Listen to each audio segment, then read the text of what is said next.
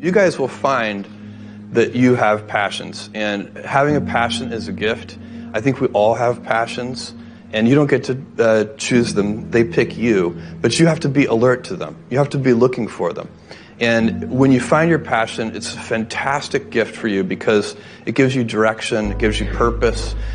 You can have a job, or you can have a career, or you can have a calling. And the best thing is to have a calling. And if you find your passion, you'll have that, and all your work won't feel like work to you. Many kids and many grown-ups do figure out over time what their passions are. And sometimes we let I don't think it's that hard. I think what happens though sometimes is that we let our intellectual selves overrule those passions. And so that's what needs to be guarded against. My job, one of my jobs as the leader of Amazon, is to encourage people to be bold. And people love to focus on things that aren't yet working.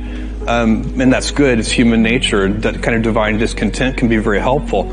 But it's incredibly hard to get people to take bold bets. And you need to encourage that. And if you're going to take bold bets, they're going to be experiments. And if they're experiments, you don't know ahead of time whether they're going to work. Experiments are by their very nature prone to failure. But a few big successes compensate for dozens and dozens of things that didn't work.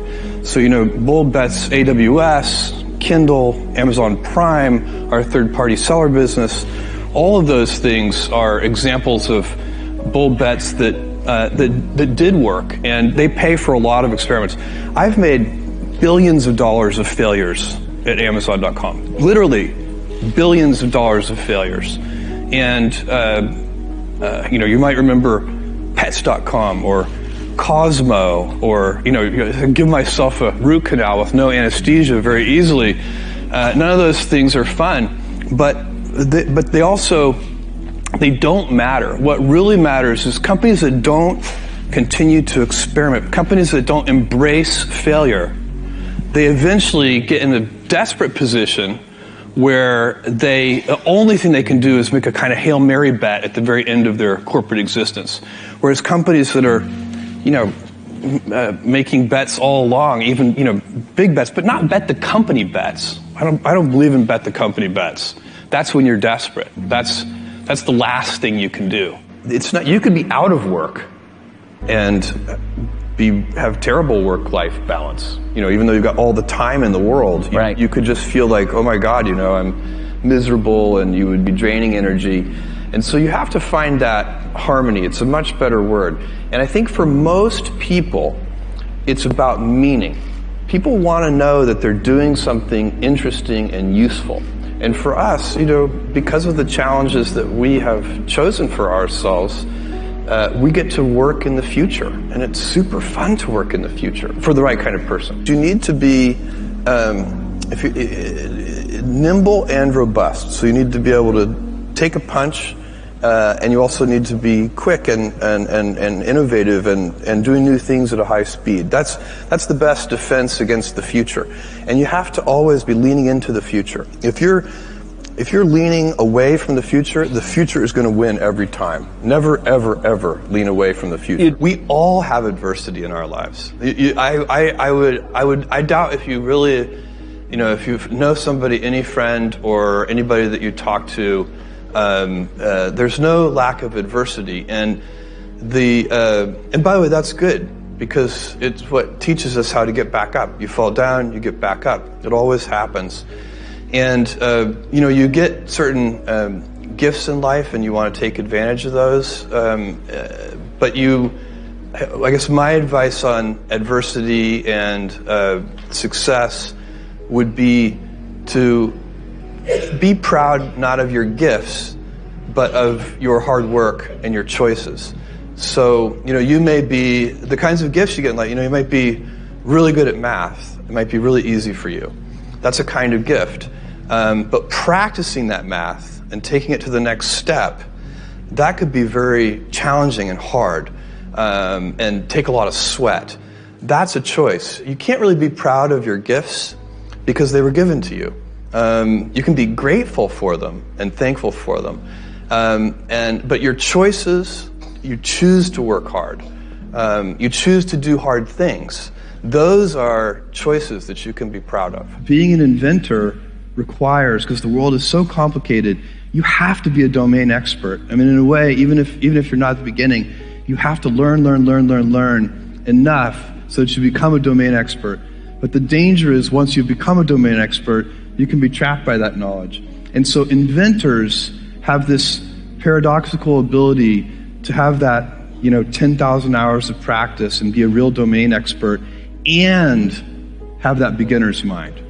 Have that look at it freshly, even though they know so much about the domain. And that's the key to inventing. You have to have both. And I think that is intentional. I think all of us have that inside of us, and we can all do it, but you have to be intentional about it. You have to say, yeah, I am going to become an expert, and I'm going to keep my beginner's mind.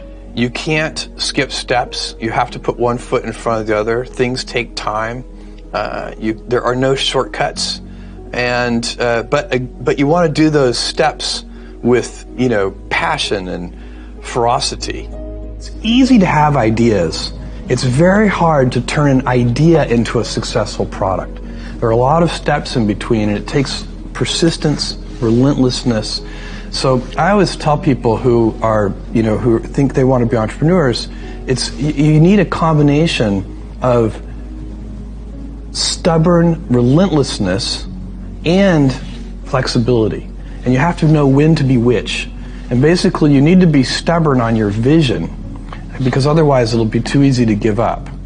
But you need to be very flexible on the details, because as you go along pursuing your vision, you'll find that some of your preconceptions were wrong. And you're going to need to be able to change those things. So I think taking an idea successfully all the way to the market and turning it into a real product that people care about and that really improves people's lives is a lot of hard work. Don't try to chase what is kind of the hot passion of the day. I think we actually saw this. I think you see it all over the place in many different contexts, but I think we saw it in the internet world quite a bit, where at the sort of peak of the sort of internet mania in say 1999, you found people who were very passionate about something. They kind of left that job and decided, I'm going to do something in the internet, because it's it was almost like the 1849 gold rush in a way. I mean, you find that people, if you go back and study the history of the 1849 gold rush, you find that at that time, everybody who was within shouting distance of California was, they might have been a doctor, but they quit being a doctor and they started panning for gold. And that almost never works. And even if it does work, according to some metric, financial success or whatever it might be, I suspect it leaves you ultimately unsatisfied. So you really need to be very clear with yourself. And I think one of the best ways to do that is this notion of projecting yourself forward to age 80, looking back on your life and trying to make sure you've minimized the number of regrets you have. That works for career decisions. It works for family decisions. Do you want? I have a 14-month-old son, and it's very easy for me to, if I think about myself when I'm 80, I know I want to watch that little guy grow up. And so I don't want to be 80 and think, shoot, I missed that whole thing and I don't have the kind of relationship with my son that I wished I had, and so on and so on. So if you think about that, so I guess another thing that I would recommend to people is that they always take a long-term point of view. And I think this is something about which there's a lot of controversy. There's a lot of people, and I'm just not one of them, believe that you should live for the now. I think what you do is you think about the great expanse of time ahead of you and try to make sure that you're planning for that in a way that's going to leave you ultimately satisfied. So this is the way it works for me. And I mean, everybody needs to find that for themselves. So I think there are a lot of paths to satisfaction, and you need to find one that works for you.